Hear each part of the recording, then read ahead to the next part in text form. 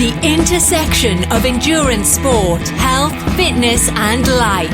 Challenging conventional ideas and empowering people with the science of self-propelled motion. This is the Endurance Experience Podcast, hosted by Tony Rich. Happy New Year to all of our listeners of the Endurance Experience Podcast. We are back in our first podcast of the year 2020. And when I look out the window, I see no flying cars. I see no moving sidewalks. But hey, whoever thought I'd be speaking into a microphone talking to tens of thousands of people all around the planet. Welcome to all of the new listeners. Make sure you subscribe on iTunes and rate, so we can get some play in the iTunes algorithm. I have some great podcast ideas lined up for the new year. And I wanted to start off this year with a great conversation. And my guest did not disappoint. Today, I speak with the one and only Sara McLarty. Now, certainly many of you endurance enthusiasts know Sara. She's a coach that is frequently tapped by Triathlete magazine and other publications on triathlon training and swimming advice and recommendations. She's a former professional triathlete and a very successful one.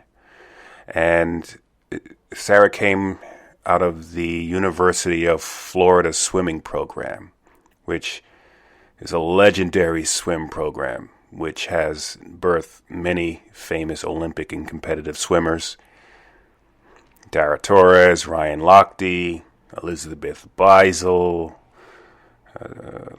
Dana Vollmer, Caleb Dressel, all came out of that program. So she certainly knows a thing or two about swimming. She is a founder of Swim Like a Pro down in Clermont, Florida, which was started in 2013. And Sara and her team have created an awesome multi-sport community down there in Clermont. I went down and trained with them a couple times, and that's just a great community of people.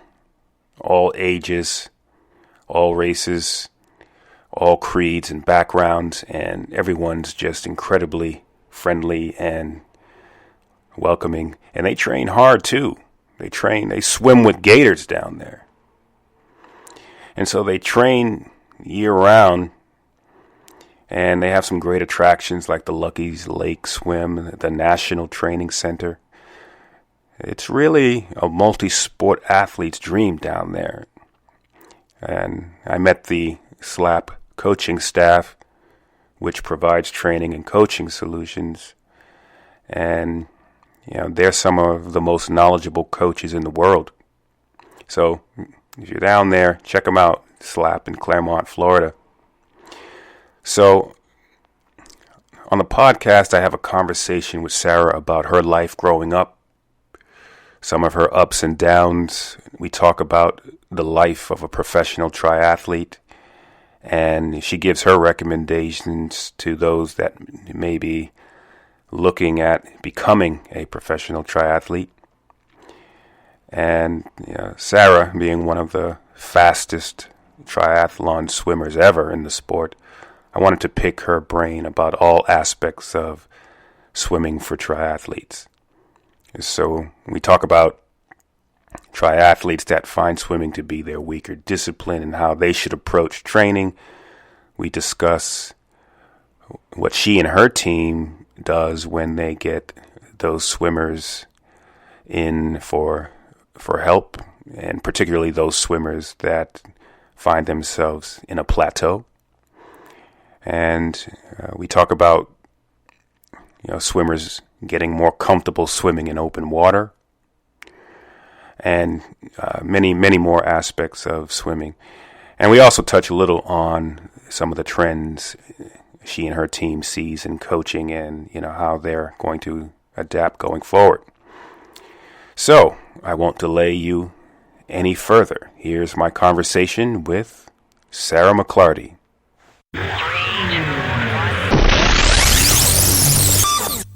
I am on with Sara McLarty. Thanks for coming on to the podcast. Thank you, Tony. Happy to be here. All right. So, just to tell a story, I met Sara, probably a couple of years ago out in the Olympic Training Center in Colorado Springs, a USAT coaching event. And I basically been following Sara for over a decade now, probably sometime before certainly before 2010. And, she's published a swim training manifesto out on the web, and it was many of her workouts that really focused me and really got me into coaching when I first started coaching. And I turn around, 2016-ish, and in Colorado Springs class, and I say, oh, there's Sara McLarty. And it's great to sort of see that come full circle. So I'm glad I was able to grab you for the podcast. Hey, it is always fun for me to meet people because I spent 5 years while I was being a professional triathlete coaching a master's team for the big facility here in Clermont, and I wrote those workouts, and I was like, it'd be fun. I should post them online so people can go to it. I mean, like you said, this is 2010 when blogging is a new thing, Blogging was the podcasting of 2020. So, and I started writing them, and I didn't do anything to share them or anything. I just would tell people, you should go here and find it. And then I would get emails, Tony, from people everywhere. The four of us meet up every, 3 days a week, and one of us brings your workouts, and that's all, that's our training. And I would hear from people all over the country. Since then, I have stopped writing them. They're still available, as you well know. I will freely admit that I actually go copy and paste my own workouts from this blog to give to my athletes when I don't feel like writing a unique workout. But to meet people that, use them and are just, it makes me happy. Because all that typing I did, you always want to know that it goes somewhere. It went to me. I was like, oh man, Sara's putting. Not too many coaches will put stuff out for their workouts for free. And I said, and I'm not ashamed to say most of the stuff that I do, especially swimming wise, comes from a lot of your work. So that's awesome. Yeah. That's all. So check it out, folks. It's Master Swimming. The website, right? Yeah, I'll post it in the show notes, but I have it as Master Swim Workouts by SaraMcLarty.blogspot.com. Is that right? The world's longest email website address in the world. Yes. Yeah. So I will post it in the show notes, and so let's start. I want to talk about you and your life. I don't want to talk about me, but okay. Well, you came out of University of Florida, the amazing University of Florida swim program that so many Olympic swimmers and competitive swimmers have come out of that program. And and so the torture session in Gainesville, I survived. Yeah. I walked away. Yay. Yep. Wow. And so, and then you started, you were a professional triathlete, then started SLAP. So let's talk about SLAP first, and what you guys do down in Clermont. Yeah, I after Gainesville, I went out to Colorado Springs, and I lived there for 4 years, trying to make the 2008 Olympic team. As part of the whole athlete, you live there, you eat there, you train there. But I got injured the year of the 2008 Olympics. And I can tell you that the most depressing place to be in the world when you've spent a large percent of your life trying to make the Olympic team is around Olympians that, after you can't race anymore.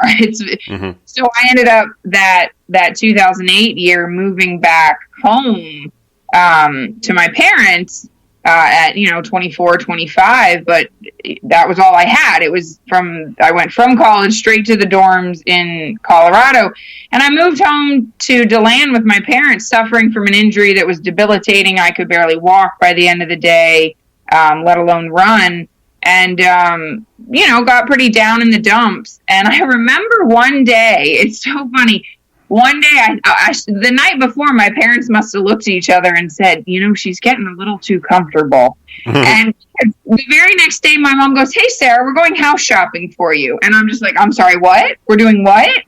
And a week later, I was signing the paperwork for a house in Clermont, Florida. Just, it all came about just very sudden and random. Clermont had been a part of my life since I was 7, which is when I started triathlon, and summer sports. Fred Summer, who still puts on races in Clermont to this day, was one of the first people in the late 80s and early 90s to put on races, and especially kids races. So, we have VHS tapes of me on a Walmart bike right here in Clermont doing some of my first races. So to come full circle to the place where my triathlon was born and a lot of triathletes were born, and to start living here, the community had died down a lot. It was the recession and the economy and everything, and people weren't doing much triathlon. So I moved in and went to the training center, the National Training Center, which is basically our gym with our big fancy pool here, and walked in to get a membership. And as I walk in, the front desk has a sign that says there will be no more master swimming practices. And I'm like, "Excuse me, why? Do you need a coach? Hi." Yeah. So it was all very well-timed thing. And I introduced myself and, met with some of the hiring people there. And they said, "Oh yeah, our coach just left." And I said, "Hi, I'd be happy to do it." Started coaching here, started rebuilding just the triathlon community by inviting my professional triathlon friends to come train, and eventually moved on where me and my best friend, we both quit working at the National Training Center and started Swim Like a Pro, which is SLAP, just for short version. So we are the slappers. We needed our little, mascot or motto. And I train age group triathletes and youth athletes in this area like a professional triathlon squad. So we have upwards of 15 group training sessions each week, from swimming to biking to running, where we work out together, we meet together, we train together, we push each other together, and a coach is usually on site. And it's motivating, it's fun, it's always different. And I think it keeps people going longer than just doing it by themselves and sort of, not having that accountability. Right. Or the friendships that are born from it. That's a big part for it. And I'm sure, just like us, Tony, triathlon brings people together, and creates friendships. So that's one of my inspirations. Got it. Yeah. Yeah. And it's a beautiful place to train down there. I took the trip down there and went out and trained with Sarah's team a couple of summers, and it's just amazing. Like you said, you guys have the National Training Center, which is 50-meter pool outside, unbelievable. And you guys have the Lucky's Lake Swim down there. Tell people about the Lucky Lake Swim. Yeah, Lucky is actually his first name. Lucky Messenheimer is a dermatologist in the Orlando area who has a big, beautiful house on a lake near in Orlando. You can, when you're in the middle of the lake swimming, you can look to the south and you can actually see the roller coasters at Universal Studios. So he's, super central Orlando located, but it's a lake that is 500 meters across. And 6 mornings a week, Lucky opens the gates to his yard. On the weekdays, the swim starts at 6:45 in the morning. No, 6:30 in the morning. And on Saturday, it starts at 7:45 in the morning. 6 days. Can you imagine? 6 days a week, you open your front yard to strangers, and of course, some people are very regulars. And in the summer, on a Saturday morning, Tony, I kid you not, there will probably be 100 cars in the parking lot and 250 people at his dock to do a swim, and he just opens the lake up. You sign the waiver, and new people are encouraged to swim with one of those buoys, tied to your waist and everything. But, so with the growth of Ironman triathlon, and with Floridians, a popular one is Augusta 70.3, which is at the end of the summer. And I'm talking in August, it is just a mass of people, and you can go down, you can go across to the other side and back once, or you can do it 4 times, and making sure you're getting your Ironman training in there, everything. He's just a really cool dude. He's a lifetime swimmer. Small world. My grandmother dated his father at one point. So I can connect with anybody.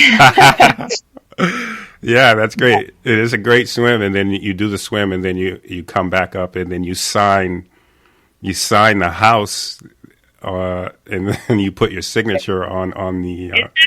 Isn't that the craziest, Tony? I mean, Can you just imagine doing that at your house? You have 100,000 signatures on your back wall. Yeah. Comprehend that as a normal American. Yeah. And I signed, so check out, I'll put the link to it in the show notes as well. But if anybody goes down and does Lucky's Lake Swim, look for my signature by the drain pipe on the left side. It's there. It's up there. Mine's on the ceiling, and I can't find it. Oh, yeah. It's pretty amazing. Yeah. So check it out, Lucky's Lake Swim. Beautiful place to train down in Clermont. So let's talk about your professional triathlon career. So when did you first decide to become a professional triathlete? And I think many of the listeners want to know what was that life like? I think people have a glamorous idea of what a professional triathlete does, but talk about that for a bit. Yeah, it's not glamorous. It has its ups, but it has a lot of downs. So, I mentioned I did my first triathlon in 1990 as a 7-year-old, and this is a time when I had to describe to my friends that were my age as well as adults what a triathlon was. I mean, over the past 25 years, seeing that change, where I can say to a stranger, anybody, a non-athlete, I do the sport of triathlon, and they completely know what that is now. But in the 1990s, as a youth and then a teenager, I still had to describe, first we swim, then we bike, then we run. And fortunately, with the popularity of Ironman growing and, everybody wanting to check that box, I no longer have to do that. But it was a family affair, Tony. So my mom was a triathlete. My brother did his first one at 5 years old. And then all through our childhood, we probably raced, 10 to 15 times in Florida over the summer. And we'd, wake up in the morning, and my dad was the chauffeur, and the 3 of us would fall asleep in the truck with the bikes in the back, and he would drive us, and he was our bike mechanic, and he was our videographer, because he always was videoing us, and he was our cheerleader, and then we would fall asleep, and he would drive us home after the race. So just a shout out to my dad, who, was killed a couple years ago while riding his bike. So I always like to have positive memories and tell people how lucky I was with that dad.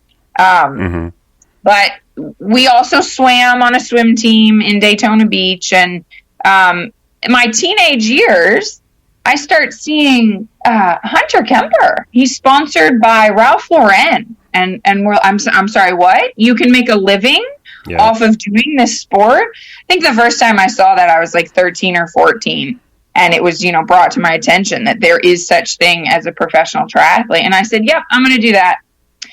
And the journey to get there was get a swimming scholarship to the University of Florida, because hooray to NC2A now with a women's triathlon as a college opportunity, but that wasn't an option. So I had the option to run or swim to try and get a scholarship, which I did. Sort of stepped back from triathlon those years, trying to make the Olympics as a swimmer. But knowing, Tony, I spent those 4 years in college just looking ahead at this day when I was done and I could, step into the shoes as a professional triathlete. Right.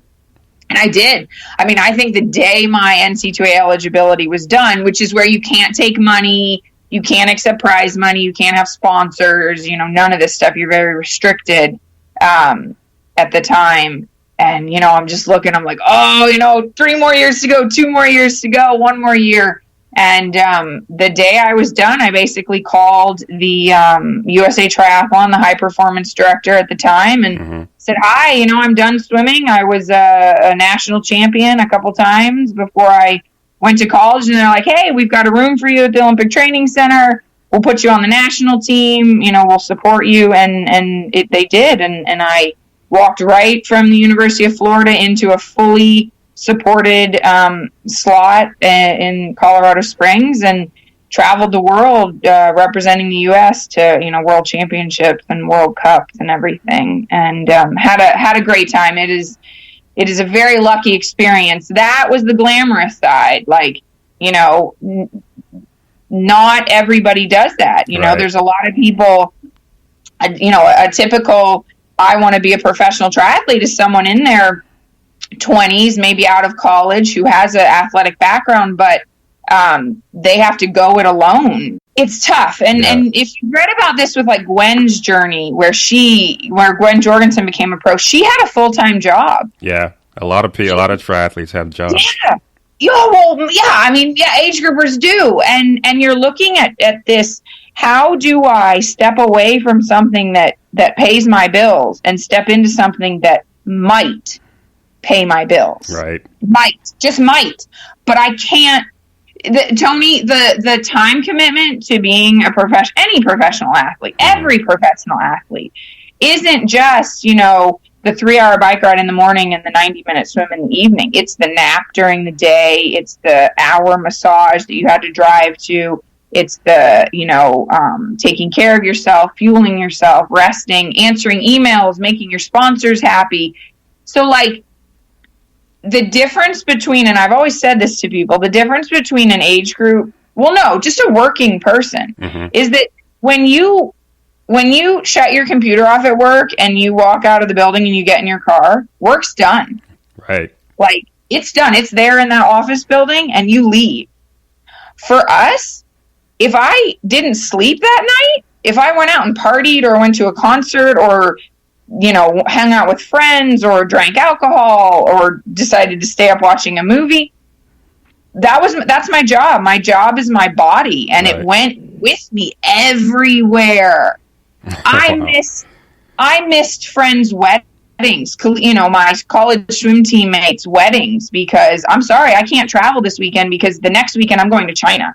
I can't fly to your wedding in, the Midwest, because that means I'm missing 4 training sessions plus the exhaustion of traveling. So it's glamorous from the outside, but from the inside, it's very restricting and you're not free at all. And given the fact that you can be a professional triathlete and be really good, let's say you're a top 100 or something like that, but it doesn't necessarily mean you will win and make money and get all the sponsorships and such. Oh my gosh, you're bringing up the best part of it.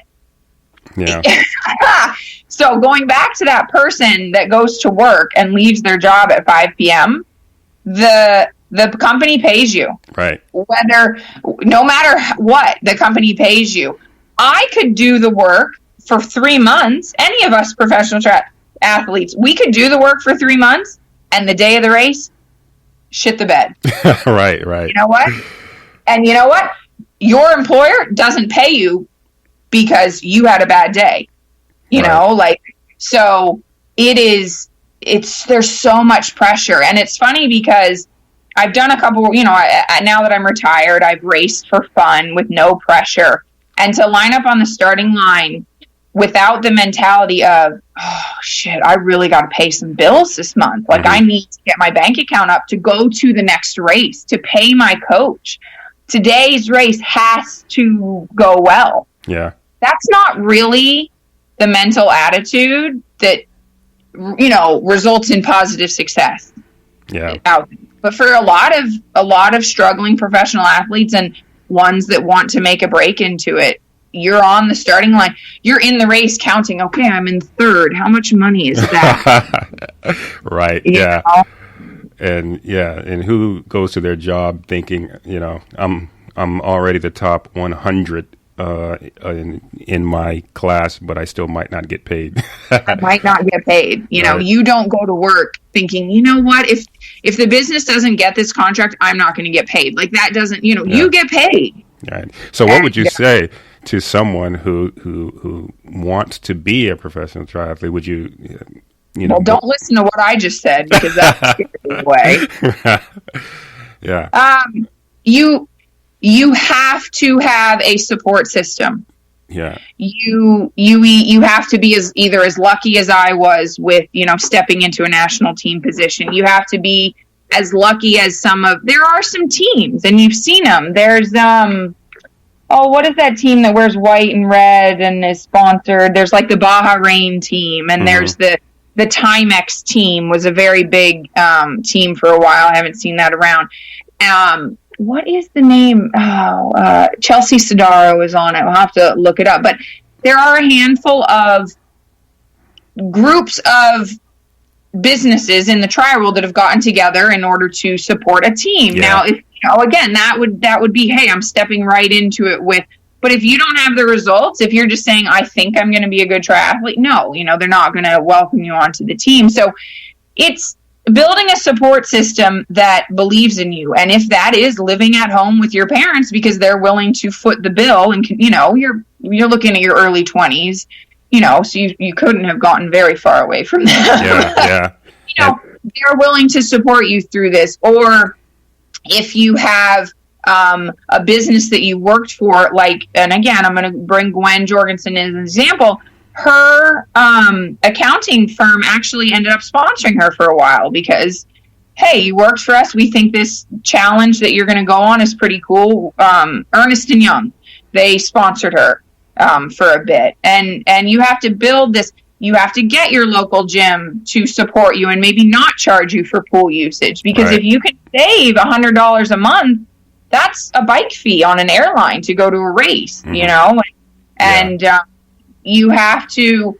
So once I left the Olympic Training Center and I moved here to Clermont, that's what I formed. I no longer had the freedom of, walking into the sports med facility and getting treatment and everything. So when I started coaching here, I met physical therapists that swam for me. I met a bike shop owner that swam for me. I met, all these people, a massage therapist that swam for me. And all these people became a fan and a supportive of me and offered me, support however they could, free massages, bike mechanic work from the bike shop and everything. So you do not become a professional athlete by yourself.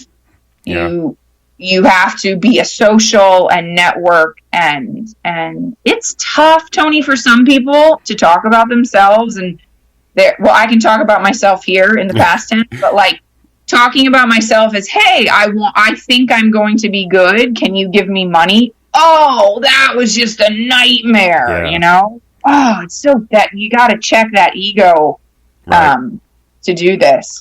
Yeah, and then I can imagine there are some people just taking the super tough route, continuing to work while getting their pro card and trying to train 20 plus hours or whatever it is on top of working. And that's just a super hard route. Yeah, it sounds hard.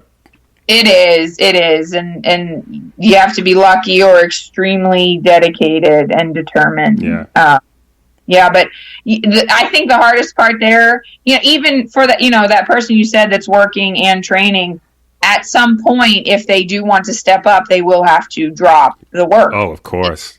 So that is a nerve-wracking thing. I'm going to say goodbye to this, weekly check, bi-weekly payment and take this challenge. And, the fortunate thing is, for some of us, it's a short period of time. Yeah.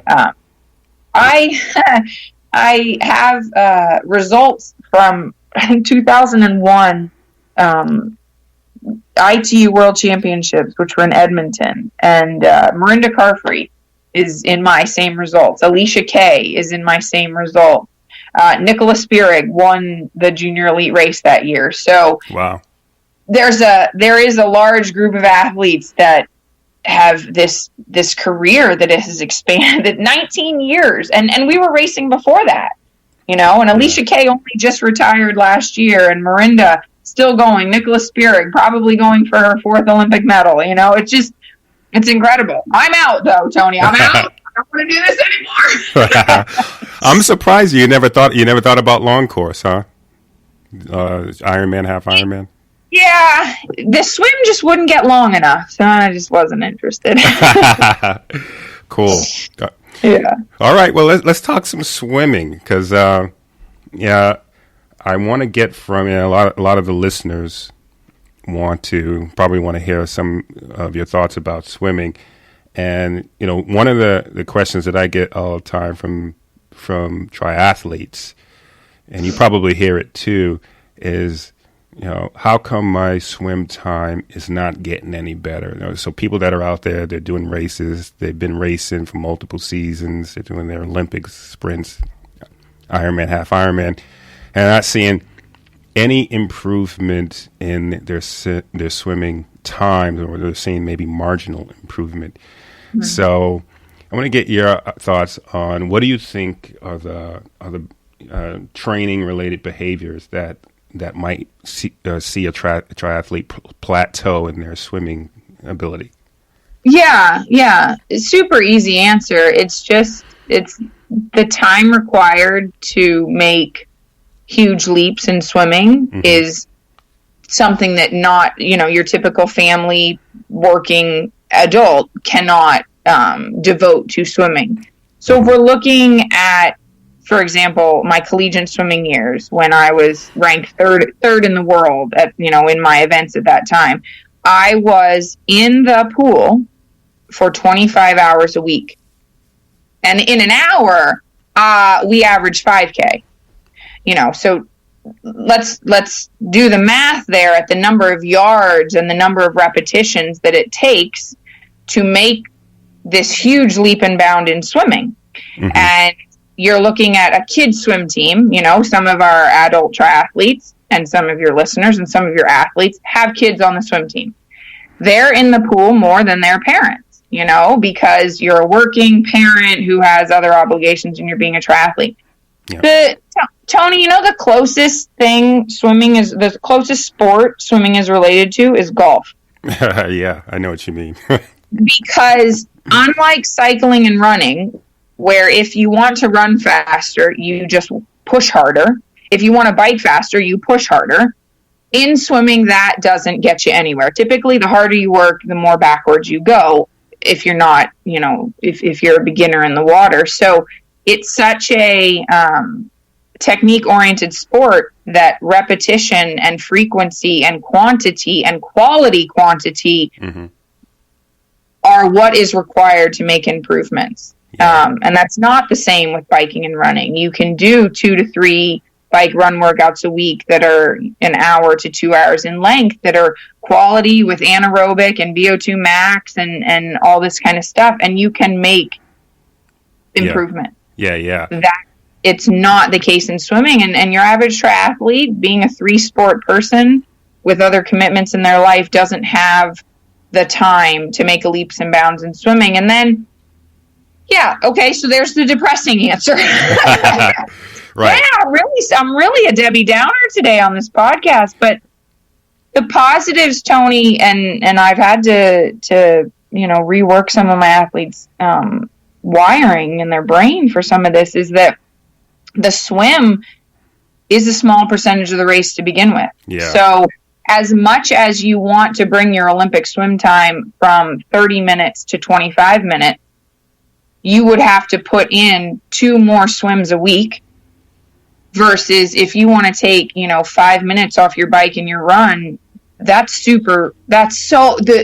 it's so much more reasonable to bring your bike time down, to bring your run time down. And P.S. 5 minutes on a swim, I don't know what world I'm in that I think somebody can do that, in in a short period of time. Where you're usually looking at 2 minutes. I want to, and the percentage of improvement in the race, the time, it's just not significant.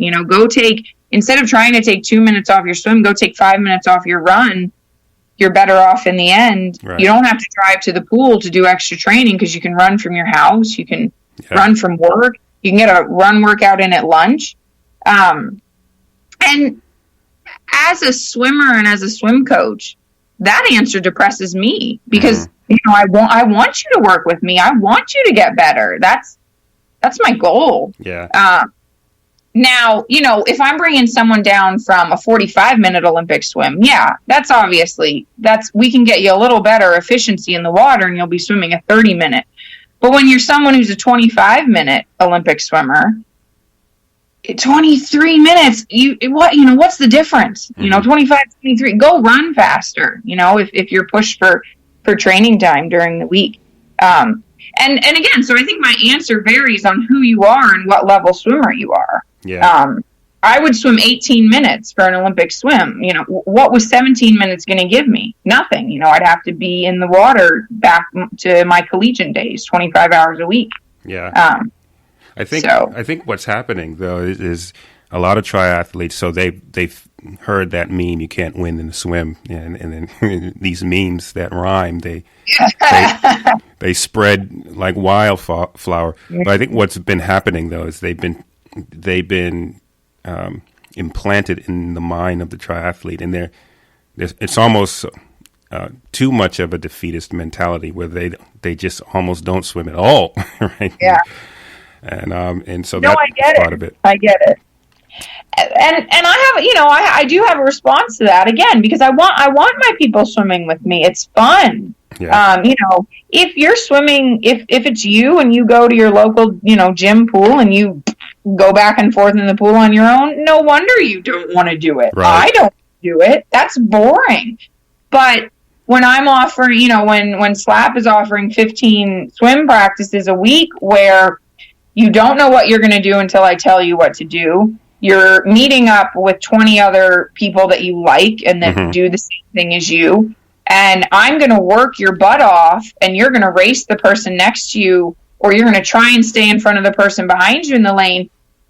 That's where it's not, we no longer look at it as swim practice. We look at it as an aerobic workout, right, where you're just going to be a better athlete, period. Of course you're going to be, better at swimming, but, upping the run, upping the bike, impact. We got a lot of people, with knee problems. You start getting older, the hips, the back, the Achilles, the calves. Well, if you want to increase your aerobic capacity, you'll never be breathing as hard as you do, after a 50 sprint in the pool, and it only took, 60 seconds. Yeah, exactly. And the other thing, the reason why SLAP is important, and teams like SLAP, is because a lot of triathletes that maybe they came into swimming as an adult, they sort of don't know what to do or how to have structure with swimming, right? Especially they don't swim masters or anything like that. And you go into a pool, you can always tell the triathletes because they sort of just swim back and forth, hang out at the wall. Tony. They just go and they just go back and forth. Right? Yeah. So that's one of the reasons I think people plateau. They don't know what to do. They just don't know what to do when they go into the pool, and then they just sort of swim back and forth, and then hang out in the wall for 3 minutes, swim back and forth, and such. And I know you're doing the same thing because you post videos, and right? Group practice, and we're doing the same thing, and I always want to I want to tell those people, here, let's use this podcast as an advantage. If you are going to the pool and swimming back and forth, no Olympic swimmer got to where they are. We did not get this fast swimming by going back and forth in the pool. Right. Nobody.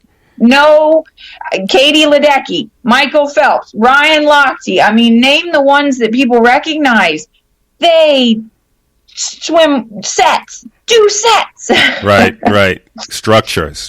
Oh, I love it. Structure in the waters. It's the only thing that matters. And, just something like how to swim on intervals and swimming on intervals and things like that. It seems like that is the one of the ways to add some structure to the triathletes workout so that they can start improving. So exactly. Yeah, I know, right? And hey, Tony, you and I both know it's more fun that way. I mean, if I need to swim 2,000, I'd rather do 4 different sets, than a 2,000. Exactly. Yeah. Well, see, I learned all this stuff from you. Now I can take it and charge people for it. No. You're already doing it. So for those triathletes that started swimming as an adult and they didn't have the advantage to go through to a Division I swimming program, or even swim team as a kid. Swim team. I know, yeah. For those folks, what's your philosophy? Are you an advocate for a triathlete should have a broad training in all aspects of swimming? So, for instance, non-freestyle strokes, turns, all of that. Should a triathlete learn the full breadth of swimming? 100% yes. And I have a reason. I'll tell you why. Okay. As a lifelong swimmer, as somebody whose mom put her in the water at 2 weeks old and was water skiing and surfing and swimming on a swim team year round from the age of 4, what all of that gave me was a comfort and an awareness of the water. Yep. So, hey, this is a famous saying. If you do the same thing over and over and expect a different result, that is the definition of what? Madness. Insanity. So, the whole concept of if you go to the pool, and let's go back to our previous discussion, if you go to the pool and you swim back and forth for a 2,000 at a moderate pace and you climb out and you do that 3 times a week, and then you come ask Tony, why am I not getting faster in the water? Tony's going to slap you. That is full on. You are insane if you think that you are going to get better. So not only do we have the whole concept of structured workouts as making us swim harder and faster and steady and, descending and ascending and building and all these things that we do in the pool to teach us how to control our effort. Because, Tony, how many times have our athletes started out the first 100 of a triathlon and then they're hanging on the buoy because they're exhausted? Yeah, exactly. Teach pacing and awareness of your body so that doesn't happen. So, going back to this specific question of the other strokes and flip turns and streamlining off of the wall and diving into the pool, what that provides you is, how does my body move in the water? How do I control my body in the water? How am I comfortable in the water? And yes, I tell people the easy answer is, I want you to know backstroke in case you need to roll over on your back in the race. And I want you to know breaststroke in case you need to figure out where the buoy is and take a break. But it's not even that. That's my easy answer for the people that I really need to just, all right, we're gonna learn this because I have reason. But in the long term, I am a mermaid in the water. I can do anything you want. You want me to swim down the pool backwards with my right foot out of the water and my head turned to the left? Fine, I can do that, And that is from knowing all these different things. And I like to tell my swimmers too, hey, if you discover how to if we work on your streamline off of the wall under the water, maybe you just have a little more awareness of how to be hydrodynamic when you're swimming freestyle. So all the strokes and all the other things that you learn, they come into making you more comfortable, more confident, more efficient, and more aware of your body in the water, which in the end, Tony, makes you a better freestyle swimmer for that one specific thing that you want to do. Yeah, exactly. And so I agree 100%. So sometimes you'll come across a new triathlete and they will say, well, I only swim for triathlon. Why do I have to learn X? And it sort of grates like fingernails down the blackboard when I hear it, because That's right.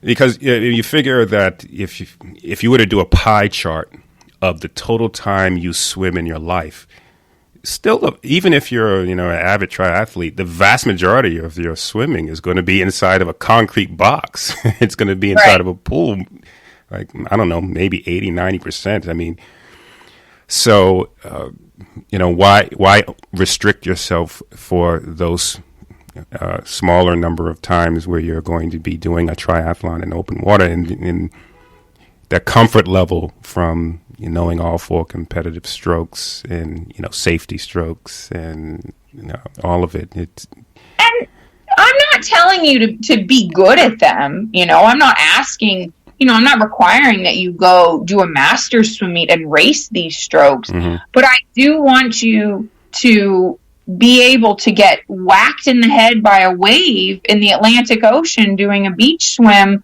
and be able to, dive under and pull yourself with an underwater breaststroke under the wave and pop up and control yourself and just all of that. And it's this elusive term that we in the swimming world, throw around, feel of the water. Yeah. And that's not just, hey, I'm in the water, I can feel it. That's, I feel which exact way I need to move my arm, my leg, my foot, my pinky finger, my head in order to accomplish exactly what, I want to accomplish. Do I need to quickly move to the left because I'm coming up on a slower swimmer from a wave in front of me? Tony, it is eye-opening. I had to teach somebody in the pool the other day how to turn to the left. They knew how to swim straight down the pool. They could get from freestyle from one end to the other. And we went in open water and they said, well, how do I'm veering off. And I said, well, just turn to the left. Didn't know how to do it. Oh, wow. Didn't know how to just underwater with their hand, maybe just push their hand a little to the right to readjust their body.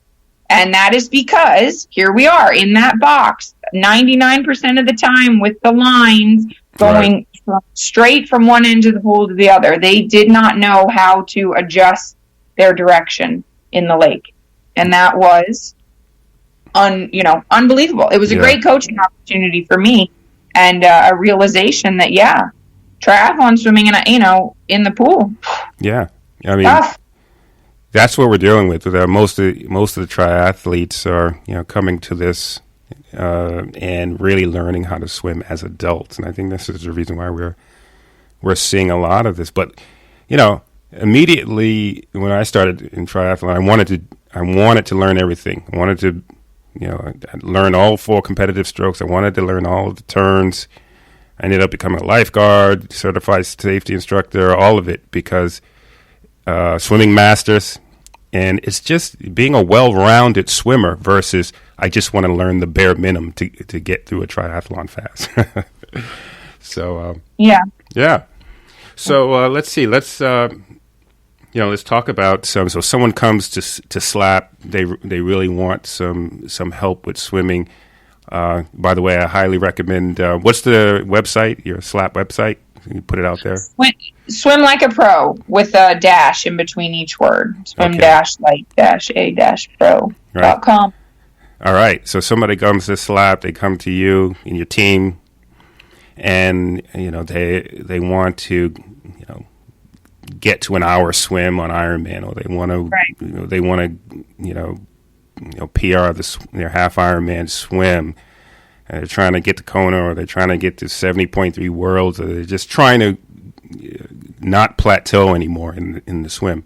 How do you work through the freestyle swim phases, and what are some of the things that you look for in the freestyle swim phases? Great question, Tony.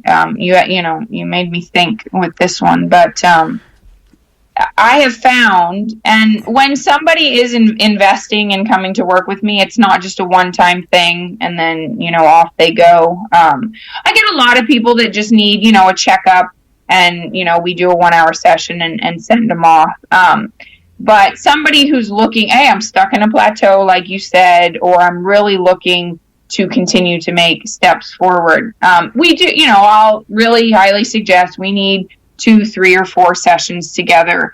I require at least 2 to 3 weeks in between each session, because if I see you the next day or if I see you the next week, you haven't built the changes into your stroke. You're still thinking your way through them. So, I want you to go home. I want you to train for 2 to 3 weeks, 3 times a week. That's maybe 9 swims, maybe 12 swims if we're a month later.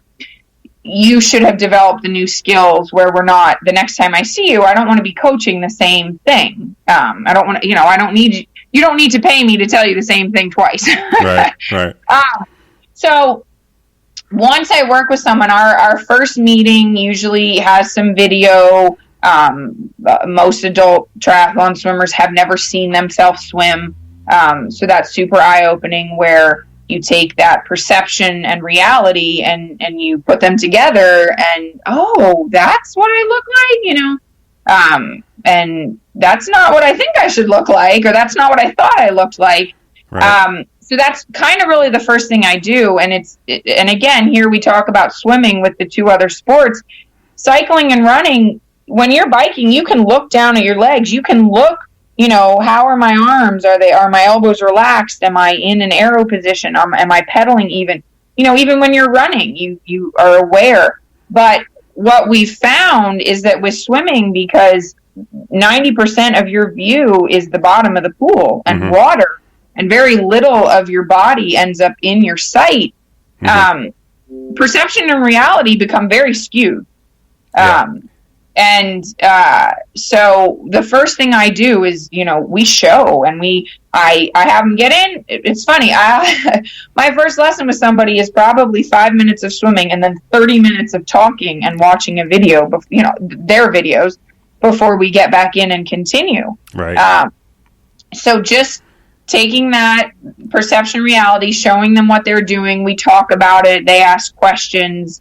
We debunk a lot of swimming myths and incorrect things that are very pervasive in our triathlon community.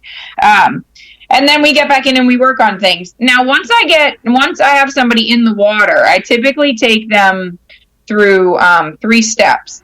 The first thing that we do in swimming is reduce drag. So water is 784 times thicker than air. Yep. So as much as it's important to have a good bike fit and be aero on the bike, it's 700 times more important to be well balanced in the water and be hydrodynamic or streamlined as you're swimming. So we work on body position and getting the legs up and getting the head down and putting the arms in the correct position. Because, and again, I'm fantastic with analogies, Tony, when it comes to swimming. I think I should write a book. But if you take a barge and you take a speedboat and you put the same motor on both of them, which one's going to go faster? Well, it's speedboat. Speedboat. So it's not about taking a barge and putting more motors on it. So that's where my first thing comes in. My first thing is taking you as a swimmer and making you a speedboat. My goal is not to tell you, well, go swim harder. Nobody wants to hear that. That's not an answer. It's, swim more efficiently. We are going 2.4 miles, 1.2 miles. It's efficiency. Right. So that's step number 1. Step number 2 is above the water. Then we work on above the water. We work on the arm recovery, the arm entry into the water, the breathing and head position, and making sure that the feet are at or near the surface of the water. So we go above the water. Yeah. And then the third thing we work on is the below the water part. It's the propulsion. Yeah. So in order, it's actually increasing your power, increasing your motor is the last thing that I work on with swimmers. I want them to take away all the inefficiencies and reduce the drag and reduce the things that they're wasting energy. Then the very final thing that we work on is making a bigger motor. It's typically the order that we go through with stroke correction. makes perfect sense. Get the fluid dynamics right first, and then everything else. Well, that's the scientific summary of that. Yes, thank you, Tony. So when I went down, I actually got Sara to look at I went through the whole process with Sara on my own stroke, because I know that there are things that I, over the years could probably get better at, but also I wanted to learn from Sara directly so I could help other people. and so you did with me something called the stick drill. If you can explain to our listeners what the stick drill is. Absolutely. The stick is our Harry Potter wand. Just a magic stick, and it solves all of your swimming problems. No. We work with a lot of our swimmers as we hand them a 12-inch long piece of PVC pipe, just about 3/4 or 1 inch in diameter. Nothing fancy to it. Just a stick, basically. And we have them do catch-up drill. Mm-hmm. So that's basically what stick drill is a no-cheat version of catch-up drill, because you have to switch the stick from hand to hand out in front of you, versus your coach telling you to do catch-up drill and you go, oh yeah, sure, coach, I'll do catch-up drill. Right. And never actually doing it. So you have to keep the stick out in front and switch hands. This magic 12-inch stick, what it does for us as swim coaches is forces the athlete we're working with to slow their stroke down to go only their left arm is moving and then only your right arm is moving.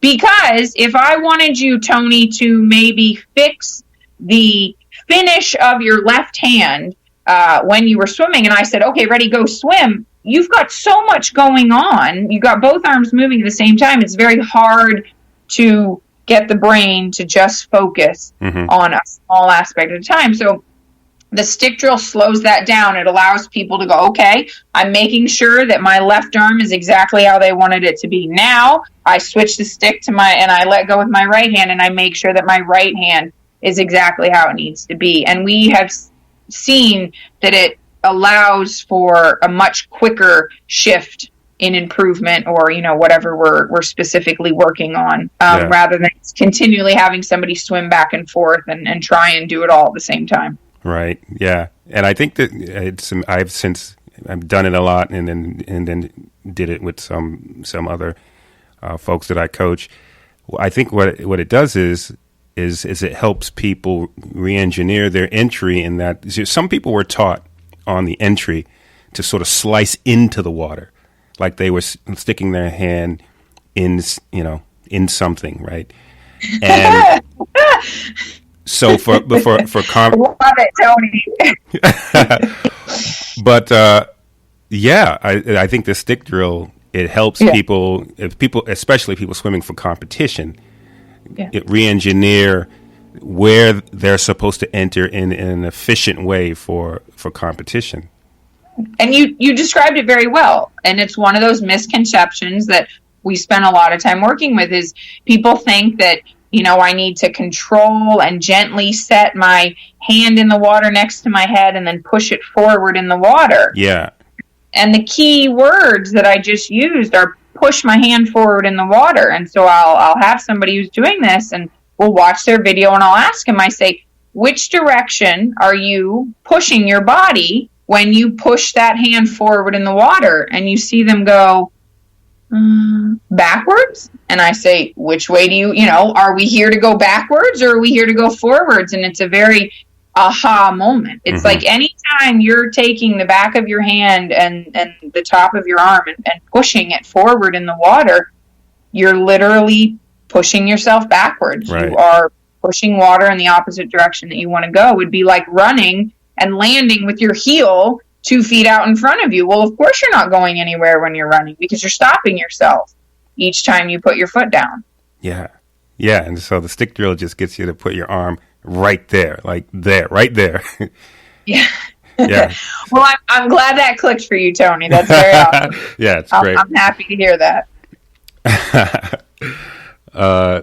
Okay, so let's see. What about open water? Many triathletes just, whether it be swimming straight or just anxiety, how do you have any tricks for getting people better assimilated to open water? Yeah, move to Florida and come swim with us year round in the lake. Watch out for the gators, though. No. Remember when we were swimming? Remember when we were swimming? That was the first question. I was like, I raised my hand. Are there any gators in this water? And she's like, yeah, there's gators in there. They're not going to bother you. Only the non-Floridian asked that question. Well, gators, they like dark meat, so I don't know. Oh my God! Too funny. So the dream answer to that is, get in the open water. Now, I understand that is not a possibility. Not everybody lives in Clermont with 4 lakes to go swim in all the time year round. But how to get comfortable in open water when you are in that square controlled box, the pool, is to mimic a lot of the things that will happen in open water. And like we talked about earlier, that back and forth swimming in your own lane that a typical, age group triathlete goes to the pool does. Hey, you're not around people. You're not getting comfortable being touched. You're not comfortable getting splashed. So again, there's where another reason for the group training, the group environment, or listen, it doesn't have to be, my master's program or Tony's, training group. Swim with your buddies, Yeah. Take your triathlete friends and try and get in the pool together once a week, and don't get in your own lane. Right. Yeah. Circle swim in the pool so that you splash people and you have to pass people and you get touched and swim next to somebody. And even I force my people to do that in the pool. We swim 3 wide in the lane. Yeah. So that middle person, it's the death position. But my people are comfortable doing that. They're comfortable getting, run over in the open water. We do no walls in the pool. So you swim down the pool, you get to the tee, you have to turn yourself around without touching the bottom, without pushing off the wall, without using the lane rope. You have to get yourself to turn around and continue going in the other direction. Not only is that a good way to practice maneuvering yourself in the water, obviously my person who didn't know how to shift to the left, would have benefited from that. But it also mimics, it takes away that 2-second break and push that you get from the wall each time, which is basically a rest. Right. It's a rest. Yeah. It is, right? Yep. Us as swimmers, every 15 seconds to get across the pool, ooh, I get a 5, push, and I'm gliding and I'm not doing anything. Right. And that, we know that does bring your heart rate down, and it does give you a little bit of a recovery moment, and we don't get that in open water. So no walls, Tarzan swimming with your head up, or practicing sighting. Yeah. So I tell people that do swim alone, put your water bottle in the middle of the lane, and every time you're swimming towards it, I want you to practice sighting it 4 times. So 4 times as they swim in that direction, you have to lift the head up, see the water bottle, and continue swimming. So, you can become more efficient at that, more comfortable doing that. So when, you're up in Boston, it's freezing right now. You're in, I've heard winter is actually happening in places right now. Mm-hmm. Yep. It's 80 degrees here in Florida, so we don't have that. We don't have that season. So when you're in those situations, and people who are experienced triathletes, take your uncomfortable aspect of open water. What is it?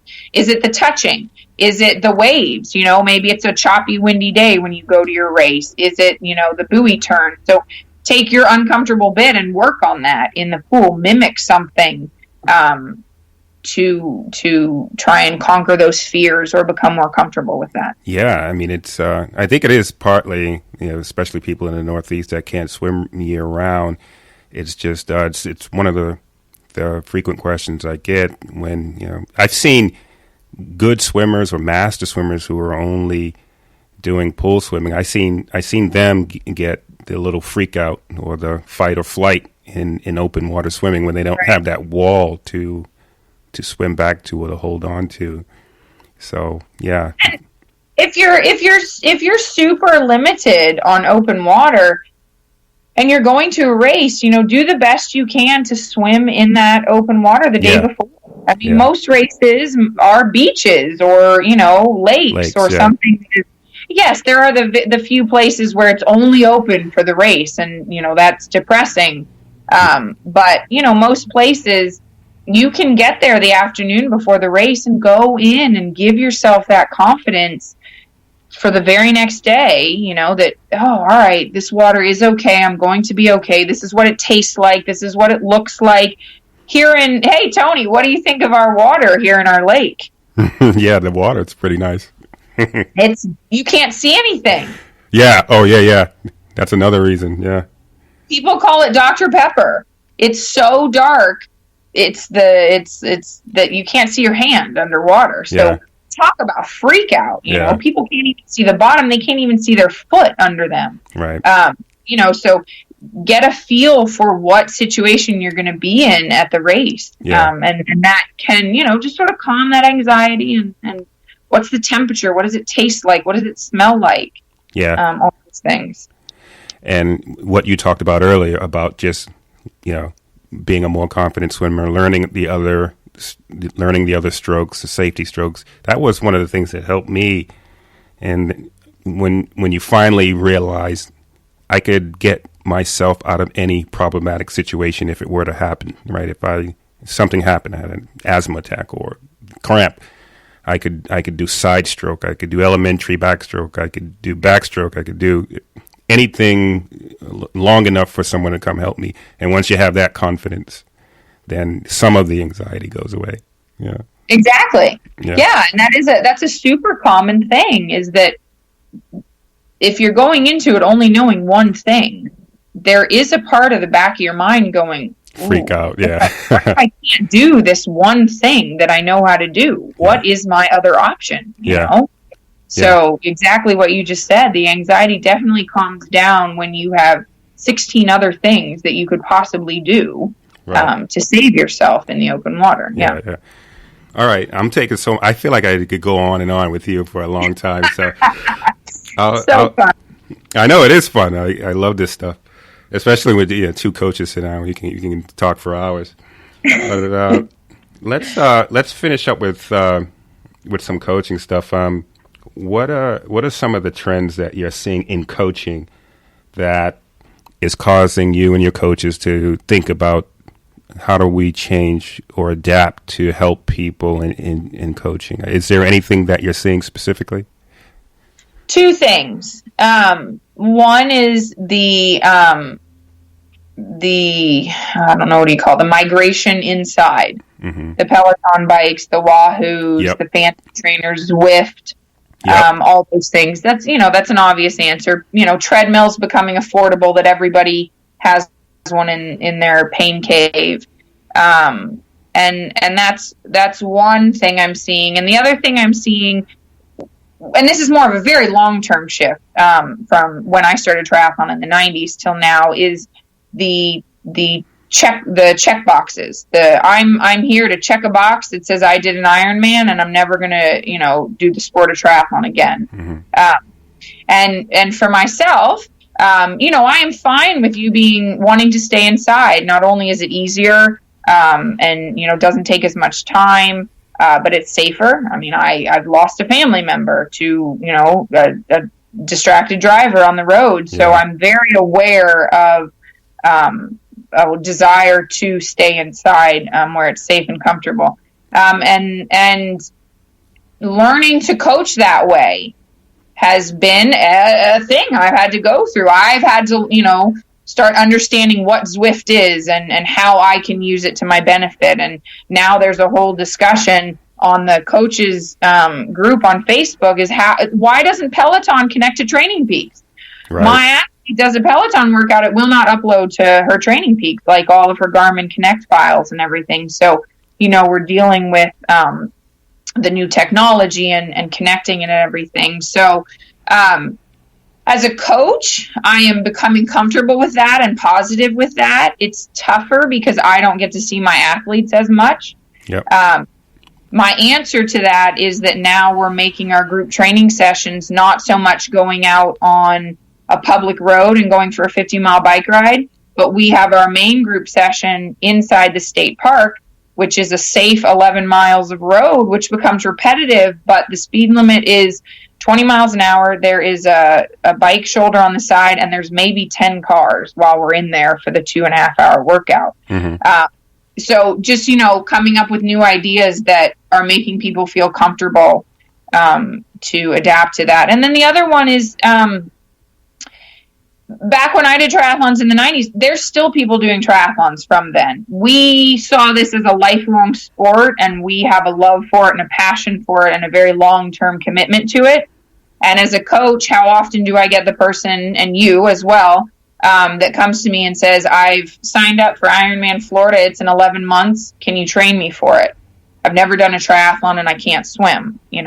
I know that this person, this is it. Yeah, this is one and done.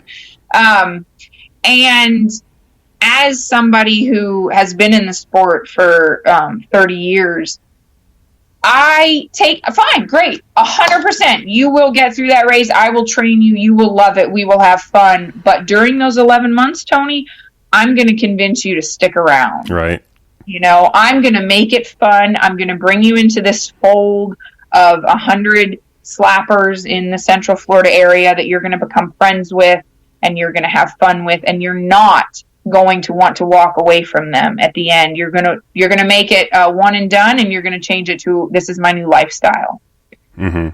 So that is my motivation as a coach, is to keep you involved and keep you healthy with this totally awesome lifelong sport. Yeah. Yeah, you said it. I mean, I've seen many of the same things that you just talked about, the technology and wearable technology. And, pretty soon a lot of it is going to be AI focused and, trying to come up with new ways to help people. It's pretty fascinating to see this change. What do you make with, so there's been a couple of scientists and exercise physiologists talking about female-specific training. You're saying that female bodies should be trained differently than male bodies. Do you have any 100%. Thought about this? Yeah, you think so? Oh, gosh. Absolutely. Just, through our monthly cycle of where I experience it myself. I hated when races fell on the week that I knew I was going to feel like crap, or that I knew I was going to have back pain. So designing things and looking at your recovery week in your periodization as being a specific week that matches to you. And then, I have yet to get to the point with any of my athletes that they're picking races based on that. But as a professional athlete, maybe somebody who was picking one Ironman to try to qualify for Kona or win or something, that would be a factoring thing.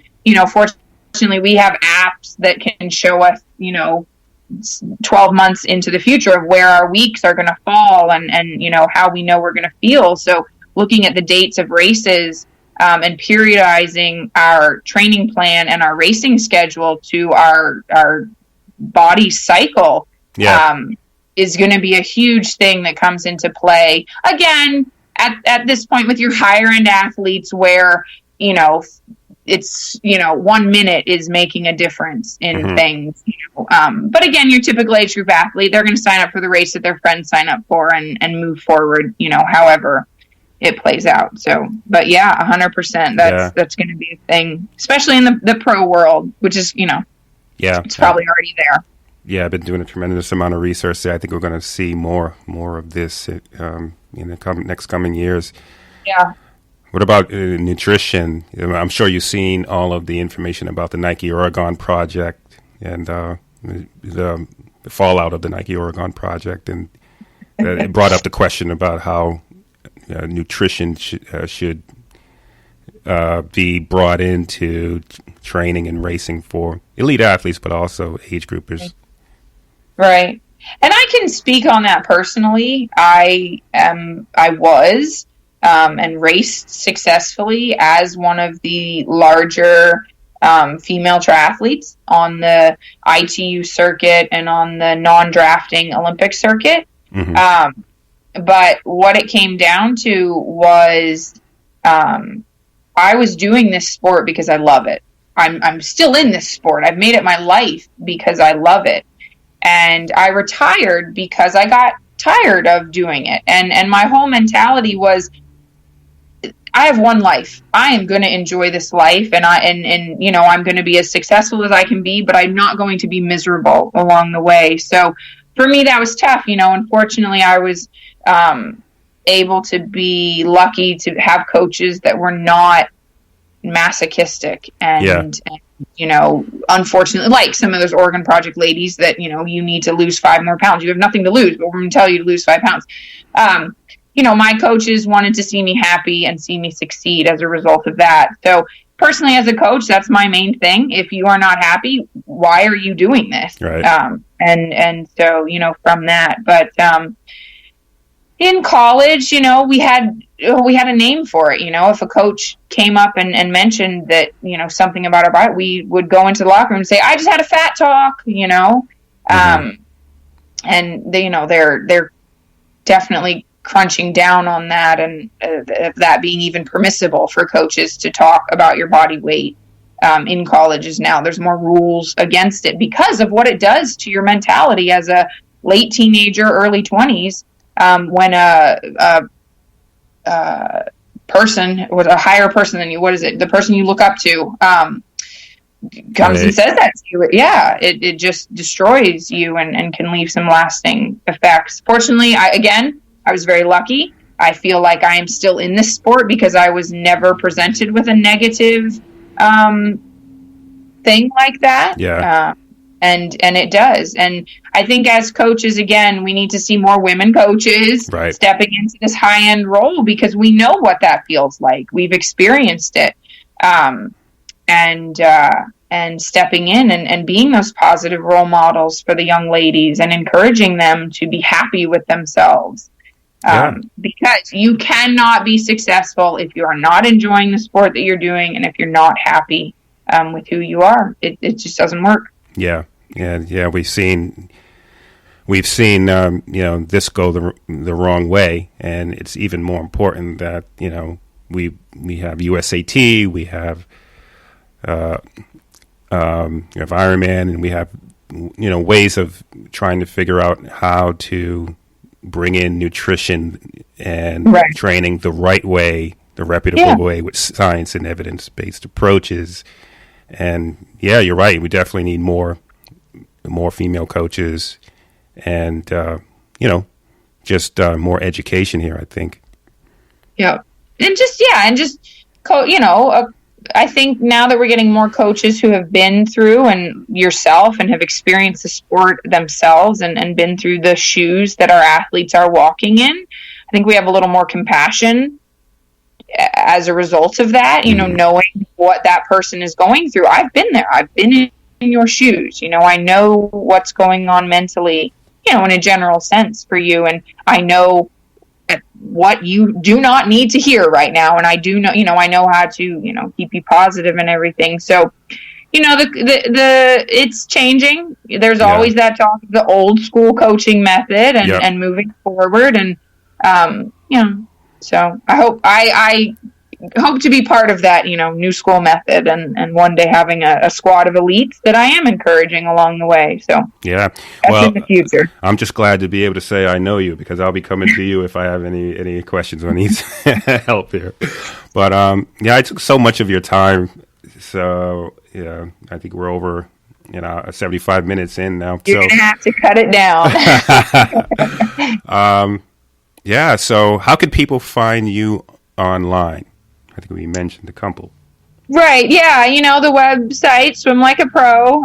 Just Google us, and then Tony's going to have those swim workout website, which the blog stays up. I don't add to it, but it's there, and there's 1,000 swim workouts on it for free and with structure. And, just reaching out to me. Make sure you put my email in there, Sarah@swimlikeapro.com. And I'm here. We're having fun. It's 80 degrees outside. Come on down to Central Florida. Get down to Clermont. All you folks, you need swim where help. There are no gators. As long as I watch out for the gators, you'll be able to go down, get swim help from Sarah. So Yeah. Cool. Awesome. Well, thanks. Thanks, Tony. Yeah, thanks for coming on to the podcast. Absolutely. It's been a pleasure. Thanks again to Sara. That was a great conversation. And I feel like each one of those topics that we touched on could be its own podcast. And maybe we can have Sara back in the future sometime. I'll put all of the links to follow her and Swim Like a Pro in the show notes. And I definitely would recommend everyone to follow Sara, follow SLAP, and certainly reach out to them if you ever need assistance. Some final takeaways, as Sara alluded to in our conversation, it takes time to improve in swimming. Like she said, think of golf. I don't know how many times I've had triathletes or swimmers come to me and think, Coach Tony is going to teach me the maneuver or the drill that's going to instantly turn me into Andy Potts or Katie Ledecky. And it doesn't really happen like that. Like golf or anything technique driven, drills help for sure, but you have to put in some pretty consistent work with them. And as you do them, you have to understand and carefully think about the skill that the drill seeks to improve so that you can create the adaptation rather than just going through the motion. Recall that we talked about in the podcast how structure helps immensely. And just going to the pool and swimming back and forth and racking up yardage just to post on social media that you hit X yardage, you'll see only marginal impact from that, if any impact. So take a look at some of Sara's workouts, and then you'll learn how to swim on intervals, and you'll see the difference between just swimming and swimming with a purpose for optimal impact. And take it from me, someone who came to swimming as an adult, like many triathletes. And I went on to swim masters and become a master swim coach. So you don't have to go through swim team as a kid or Division I, Division II swimming program to improve and do well in swimming. It's all about the mentality that you adopt. If you just decree that, I'm not a swimmer, therefore it's hopeless, then you're going to get that result. So understand that, if you have time, you're spending the better part of a decade as a triathlete, there's a significant amount of time for you to improve and really rack up some fast swim times if you take the time to train and train with impact. So I hope you enjoyed the podcast. This is the Endurance Experience. Follow Event Horizon Endurance Sport on Facebook, Instagram and Twitter for training programs and services. To become a member of our Endurance Institute or for a complete archive of podcasts, log on to our website, eventhorizon.tv.